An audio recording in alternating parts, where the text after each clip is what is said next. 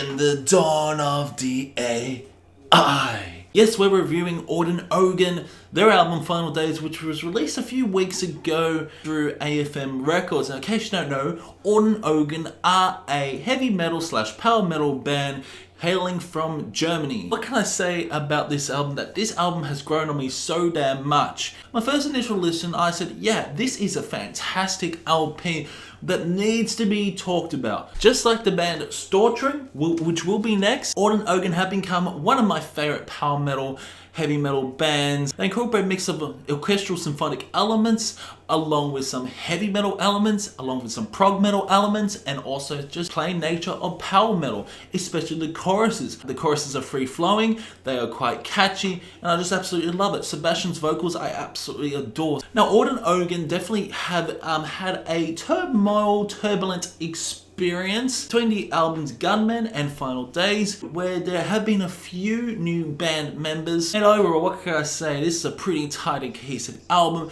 and it is one of my most played albums of the year at the moment, and one of my favorite albums of the year. But of course, I gotta be critical, and I can't just gush over this album. There are some weaknesses on this, but just slight weaknesses, but this LP is, I'm gonna say it, fucking fantastic. So the overall production on Final Days is fantastic. I love the tone of the snare.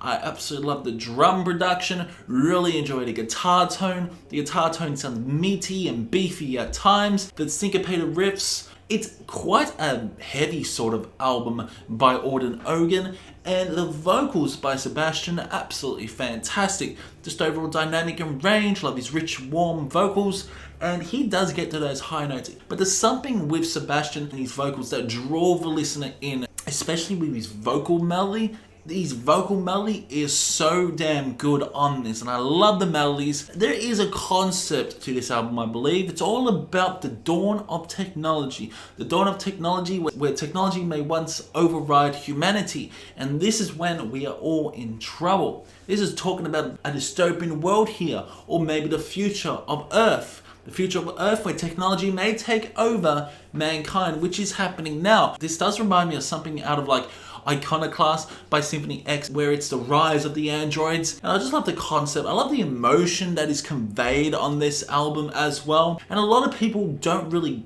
gravitate towards it. I feel that the people that don't gravitate towards it don't really enjoy this form of power metal.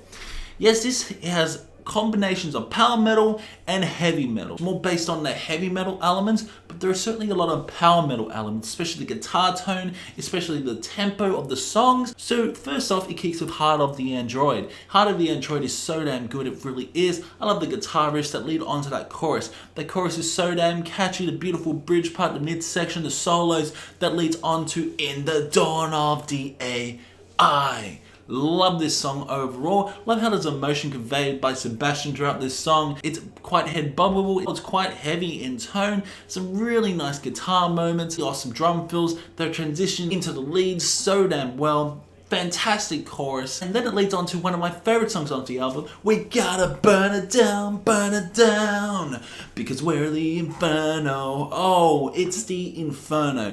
The Inferno is so damn good, with a roaring guitar lead that is out of this world. I love the drumming on this. The transitions into that chorus that just melts your heart, and that fucking chorus is so damn good. I just love how the bass is so prominent. And yeah, Inferno is one of my favorite songs off the album. It leads on to Let the Fire Rain. Let the Fire Rain is another pretty fun Orden Ogan song. Really enjoy the riffages on this.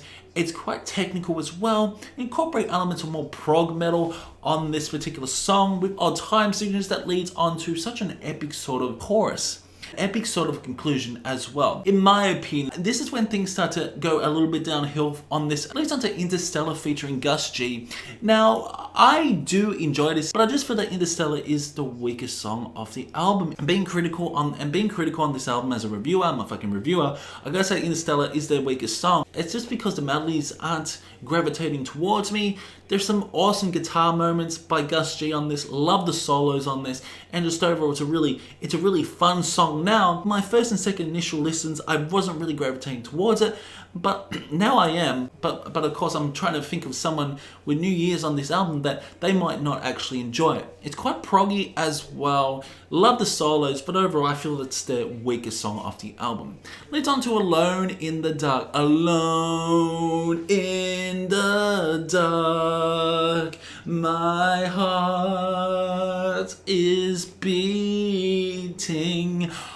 Alone in the Dark is such an awesome fucking song, it really is. This is featuring Ivar Eriksson, and I love it. It's the most orchestral piece, you could say. It's quite epic. It sounds something very similar to something out of Epica, but Sebastian's vocals, Ivar Eriksson's vocals, so damn good. They really are. They harmonize so damn well, especially in that chorus. This is a ballad, one of the best ballads of the year in my opinion. It's fucking fantastic. It leads on to such an epic chorus, and I love it. And I love how the song just gets heavier and heavier as the guitars come in. There's symphonic elements that build throughout Alone in the Dark. It's a great transition between next song, which is Black Hole, which is pretty much firing at all cylinders. Really enjoy this song. Again, it's the second weakest song off the album. It's a good song. It is a good song. The chorus isn't as catchy as the other choruses out there, just very similar to Interstellar. And overall, the guitar riffs are good as well, but slightly generic. Yeah! Orden Ogan do it a lot better. Leads on to Absolution for Our Final Days. This reminds me of another song, and I can't think what song reminds me of this song, but it reminds me of another band. But I love the chorus. I love it. I love the flow of it. The flow on this particular chorus is absolutely fantastic. The riffs are memorable as well, along with the vocals. Sebastian's vocals so damn good. He incorporates those higher vocals throughout the mix. Some really nice solos, some really epic moments as well, quite bombastic moments. And I just really do enjoy this song. Leads on to Hollow Life, Hollow Day. This is a fantastic song, it really is.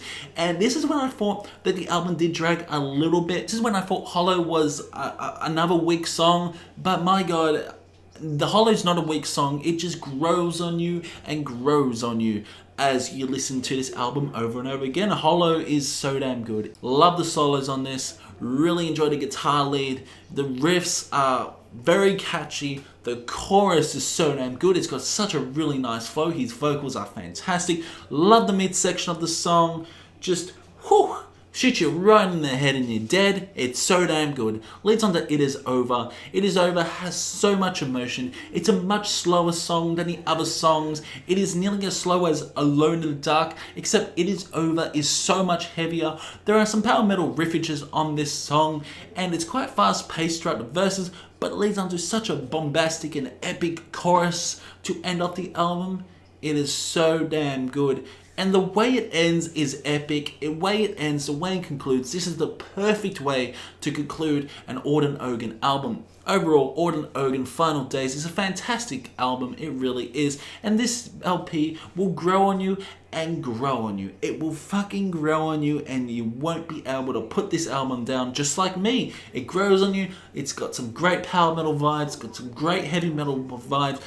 There's some more prog elements, especially through Inferno, Let the Fire Rain, Interstellar at times. What can I say? It gets a solid 8.5 out of 10.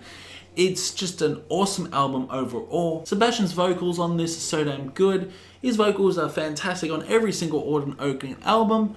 And what can I say? Just a fucking banger. So an 8.5 out of 10 Orden Ogan gets. Comment below if you enjoyed this album review. Drop a like, subscribe, and hit that notification bell. Comment below if you've also heard this album. I'm off now, going to listen to some more Orden Ogan and eating some Subway. And I will see you in the next one.